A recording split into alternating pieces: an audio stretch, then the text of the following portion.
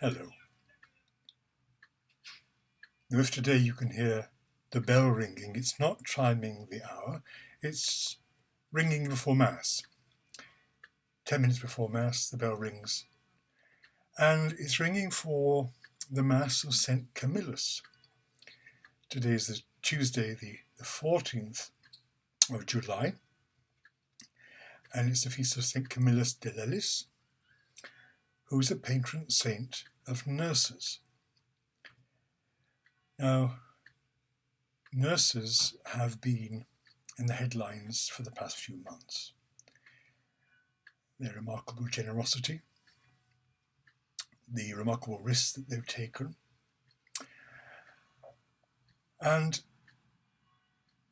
they all deserve all our thanks and our ongoing prayers, because they're on the front line of bringing healing to those who suffer. St. Camillus was born in the middle of the 16th century. His father had gone off as a mercenary soldier, and his mother was always in ill health. And when he was in his teens, his mother died. So he went off to become a mercenary soldier himself. He fought in Vienna against the Turks. Then he went down to Naples, and he became an addict. He became a gambling addict primarily. He lost everything. He was completely destitute. Maybe the roll of the next dice will be different. And so he ended up as a casual labourer. And he was working as a casual labourer on the building site at a Capuchin monastery, a Franciscan monastery. And it was whilst he was there that he underwent what we might call a conversion experience. It was when he had absolutely nothing, when he'd hit the rock bottom. That is when his life opened to grace. And that's not uncommon, for those people who are addicts in whatever way, of drink or drugs or gambling. They are in free fall quite often, and it's only when they hit the rock bottom, when they have nothing and no one, and nothing in this world will be any good to them. It's then that they can receive God so fully. And it's quite often that those people whom the world can't understand, the world is frightened of, the world rejects, it's quite often them, they who are extremely what we might call spiritual, because they know where their heart lies and they know what real truth is. They know it's not in this world.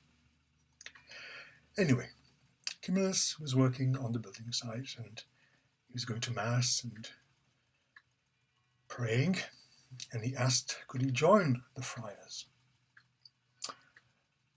They put him off for quite a long time. He had a leg injury which he'd got when he was fighting against the Turks in Vienna, I think. So his health wasn't good in that respect. He was a very, very tall man, but his leg was gammy.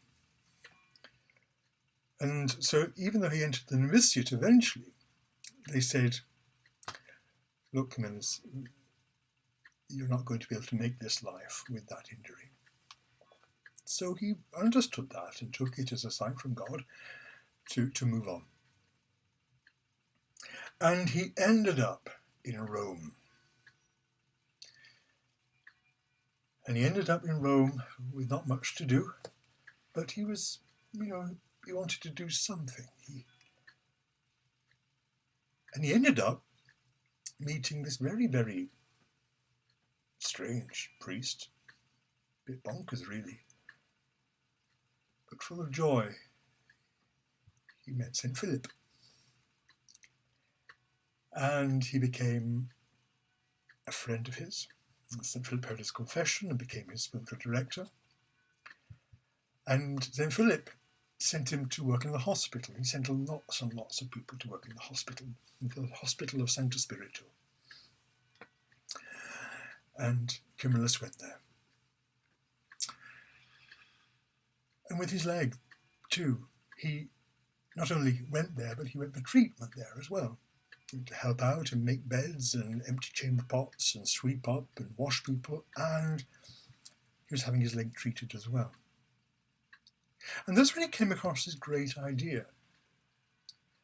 Why don't we have a hospital where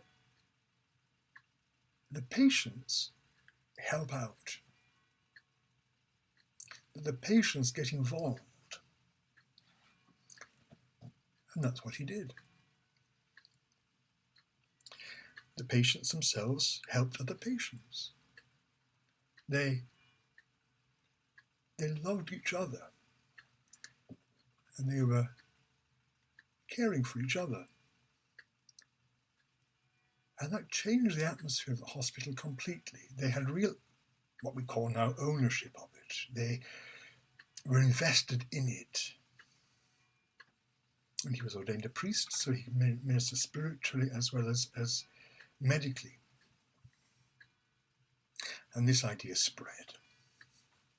And they wore the Red Cross on their cassock. And they went to the battlefields to tend the wounded. And so we have the beginning of the Red Cross movement. Now just to finish, I want to just mention about hospitals. I work with people who are dying in the hospital at the weekends. That's my hospital ministry. When we deal with people who are sick, and when we're dealing with people who are dying, that's just a part of their journey, they're part of their lives. They have to go through the door of death. And quite often, medics, doctors see death as a failure. Nurses less so, I think. But when you have a patient who's sick, you're treating the patient, trying to get them well again. And if it doesn't work, it's a failure. But that's not right, you know. It's not a failure. And death isn't a failure.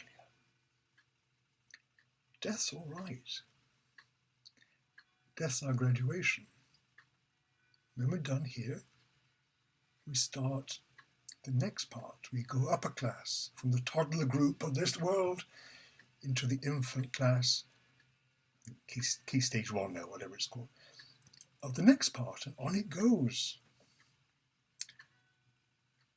So when you're sick, when you're ministering to those who are sick, or your family or friends, and they're not getting any better, well, know that there's more going on there around that bed than you can possibly imagine.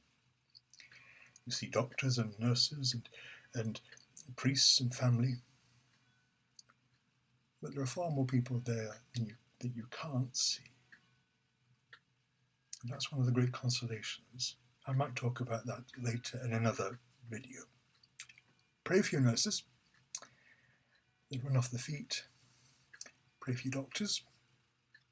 Pray for your chaplains. You know what to do. And St. Camillus, pray for us all. And may God's holy angels surround you goings out and comings in, and all those whom you love both in this world and the next. God bless.